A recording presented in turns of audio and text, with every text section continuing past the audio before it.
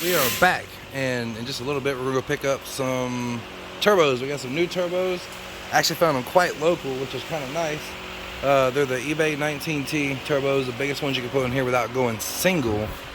Best I understand, so I'm just kind of getting to the point where I can tear these out.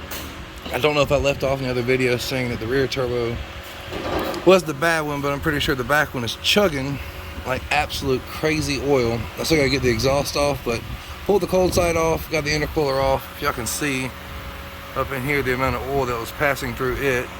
And I got it over there in the trash can draining. But we're going, might do a little time lapse, I'm not 100% sure. But we're gonna tear into this BMW.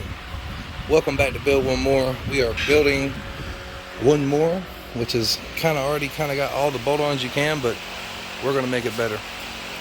We're gonna make it better, ain't we, Frank? That Prelude about ready for that shootout with the Sentra? Hell yeah. My boy done blew up like he don't know nobody. That's not true.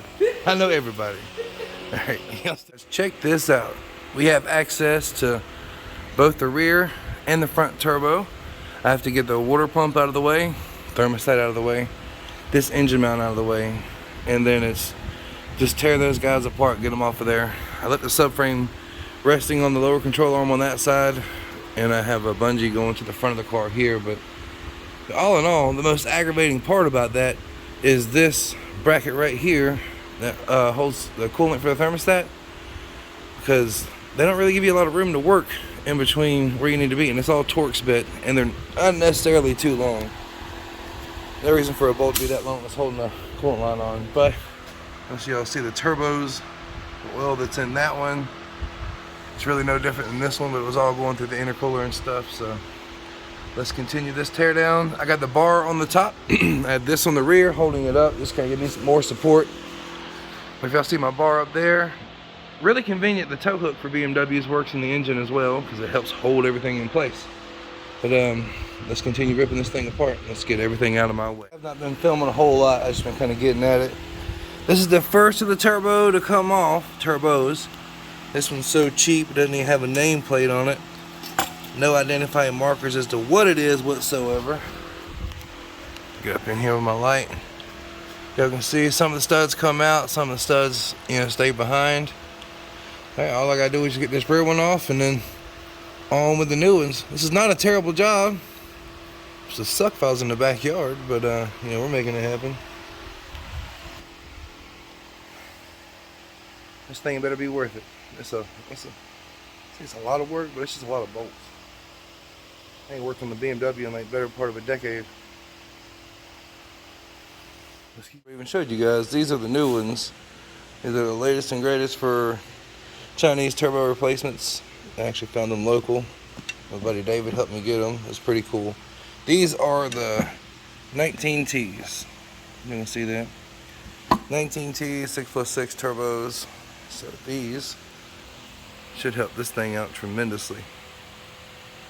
I don't know, it looks like the ones that are on there were similar, but man, they got no name tag. I don't know what the hell they are. They're even cheaper than those. Why do they make those? Taiwan? I don't know. South side of China. I don't know. South's a mess. We're gonna get the first one's on.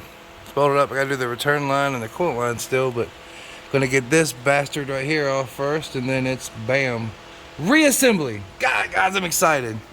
I think these are knockoff 19Ts. I'm not 100% sure.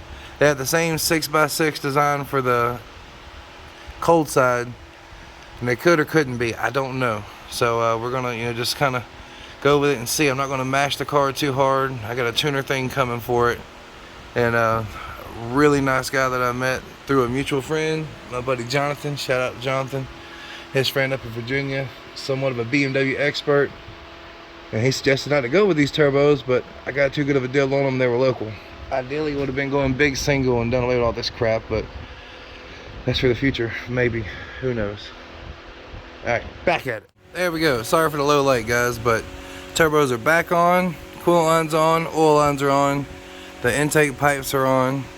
I gotta do the down pipes, get the water pump back on, and that'll be enough of this that I show you guys. I am just going to get it all back together, get it on the ground, and the next thing is you'll see the attempted startup.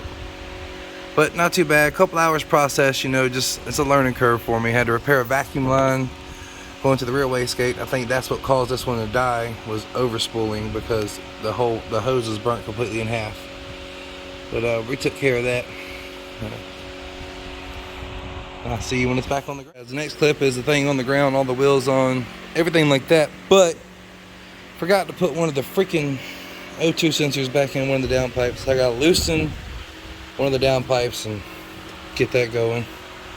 I gotta put these little solenoids back on for the wastegates. Get some oil, some antifreeze. But see how well this thing runs. Y'all think it's gonna be good? Comment below if you think it's gonna be fast. But don't comment at all if you think it's gonna be hella fast. Either way, if I see no comments, I know y'all think this thing is gonna be a beast. I don't know what happened to the footage of after the turbos were on. She doesn't smoke near as bad as she did. The rear turbo was definitely bad, but I had ordered the aluminum PCV upgrade.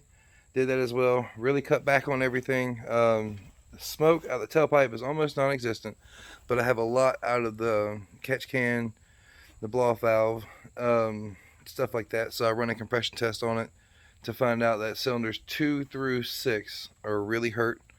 We're down around 75 to 80 psi, and number 1 had 120. So the BMW is under the car cover here at the house. And waiting to order some pistons and rods from Plug and Play Performance, forged pistons, H-beam rods. We're going to make it as bulletproof as we can.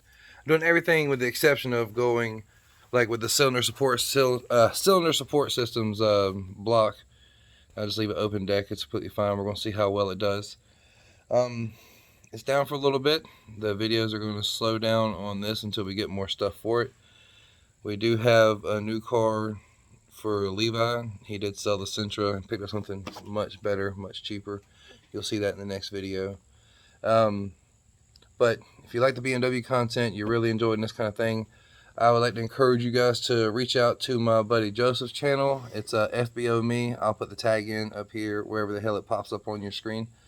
Go give him a like and subscribe. Show him some love. You know, he's been doing the BMW thing for a lot longer than me. Had a really great car. It got in an accident, so he's got another one. It might be an M4. I'm not 100% sure. But y'all check Joe out. Subscribe to his channel. Tell him Dave sent you from Build One More. And we're just waiting. Oh, beautiful over here is under the car cover until I get pistons and rods, and then we're going for 650 horsepower daily, which is going to be fun. But appreciate you guys watching. You know, please like, share, subscribe this video. If it's a pretty good how-to for doing the turbo installs by yourself. Even if you don't have a lift, this thing is possible.